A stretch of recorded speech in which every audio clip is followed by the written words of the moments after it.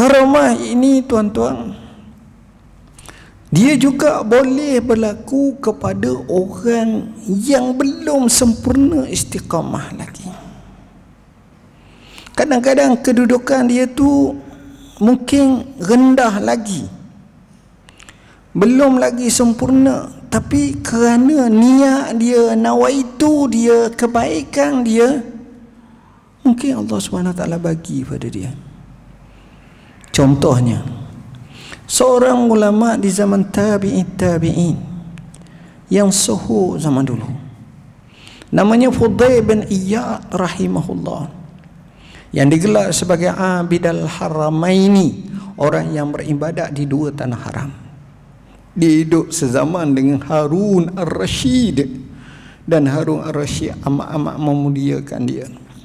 Dia ni asalnya pelanu, ataupun dalam bahasa mudah perompak padang pasir. Dan kisah dia panjang. Menariknya, walaupun dia merompak, tapi dia ada disiplin. Disiplinnya semayang, ibadat, tapi merompak. Dan dia selalu pegang tasbih. Dan dia ni sifu lah, ketua. Dia jarang merompak, tapi arahan dia tu menjadi. Kemenjadian tu luar biasa. Dia boleh hantar ni.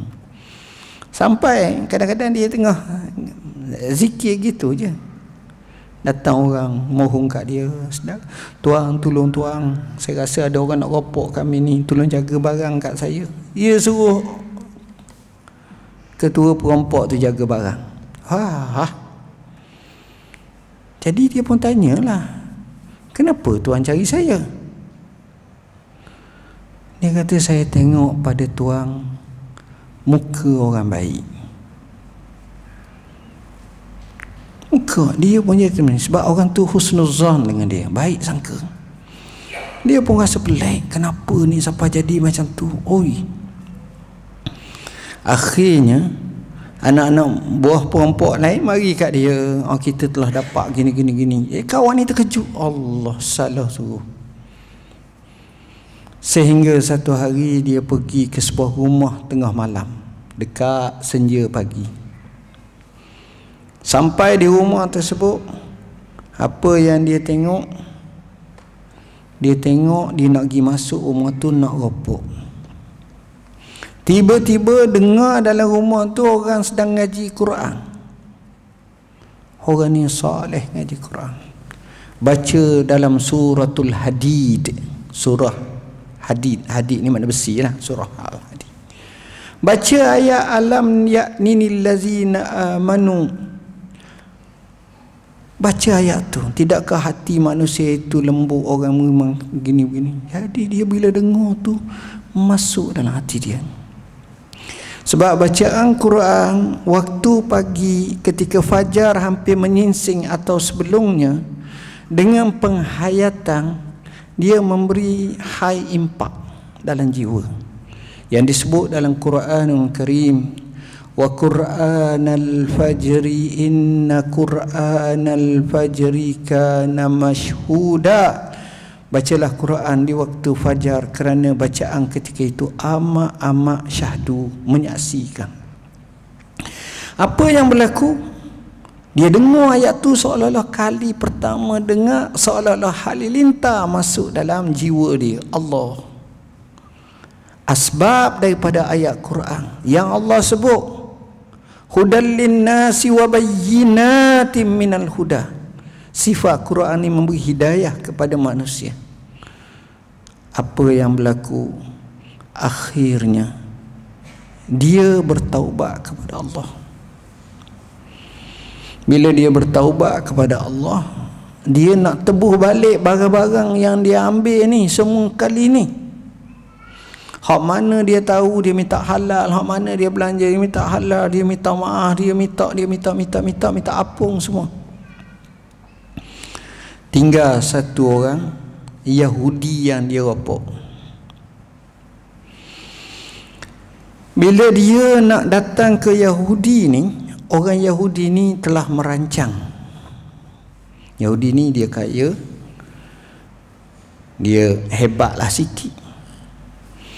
Dia merancang, dia kata sekali ni aku nak perkenakan kepada Muhammadi.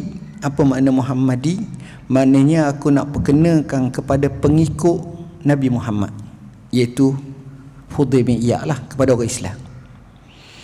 Bila Fudail datang, minta maaf lah, saya nak bertaubat pada Tuhan, tolonglah saya, ampunlah saya, maafkan saya. Yahudi ni kata tak boleh. Kalau kamu nak, ada beberapa syarat. Kata dia, syarat apa? Kamu tengok sini, tanah-tanah banyak ni, dia macam pasir banyak tinggi. Kamu bawa pasir ni pergi ujung sana. Dia tunjuk arahnya mungkin 100 meter lebih sikit atau kurang sikit. Angkat semua pasir-pasir ni banyak, 2-3 longgok. Mana kita kat 2-3 lori besar pasir. So kita tak sana ujung. Kerana dia nak minta ampun, dia pun angkat pasir tu. Angkat pasir zaman dulu macam mana? Guna kain, letak dalam kain pasir tu, boleh 4 kilo, 5 kilo, bawa sana. Gitu je lah. Dia tak ada lori-lorinya. Dia akan pergi jalan, tak. Sudah dalam beberapa tempat, sudah dalam beberapa kali, letak ni, malam. Kata tak apa, esok saya sambung balik. Jadi orang Yahudi suka lah tengok. Nak perkena. Tak ada benda pun, saja. Pagi esok Yahudi pun datang, dia pun datang, terkejut. Tengok pasir tu seolah-olah ada situ semua dah. Sama ada ribut pasir ke apa ke, dengan izin Allah. Kehendak Yahudi tu berlaku. Jadi dia tak payah kerja lah. Sudahlah. Allah. Yahudi ni pun termenung. Dia kata ada satu je lagi hajat. Kau masuk, kau pergi sana tu, nung kemah aku. Kau masuk di kemah aku tu. Sana tu aku letak tikar. Bawah tikar tu ada duit. Kau tolong ambil orang sini. Dia pun berjalan pergi sampai masuk dalam kemah tu, nampak ada tikar, akak tikar tu tengok duit, dia pun ambil banyak duit. Dia pun berjalan bawa pergi kat orang Yahudi bila tengok macam itu dan tengok duit, sungguhnya mukanya berubah.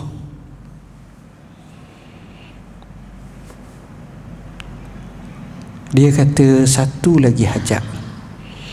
Apa lagi hajat? Boleh tak kamu tolong ajar aku mengucap. Lalu kawan ni pun ajar dia, asyhadu an la ilaha illallah wa asyhadu anna Muhammadar Rasulullah. Selepas ajar mengucap, Yahudi pun mengucap. Yahudi pun kata kat dia, kamu tak tanya aku kenapa aku masuk Islam? Kata dia, tak. Kamu nak tahu kenapa aku masuk Islam? Pertama, aku merasa heran. Aku sengaja nak perkena kepada kamu. Aku suruh angkat pasir, tiba-tiba pasir yang patut berbulan-bulan baru selesai angkat, esok settle dah. Aku rasa pelik. Kedua, aku duduk sini, aku suruh kamu pergi dekat dengan kemah tu, suruh ambil duit aku bawah tikar. Sebenarnya tak ada duit pun, aku bohong je, kosong, tak ada apa-apa pun.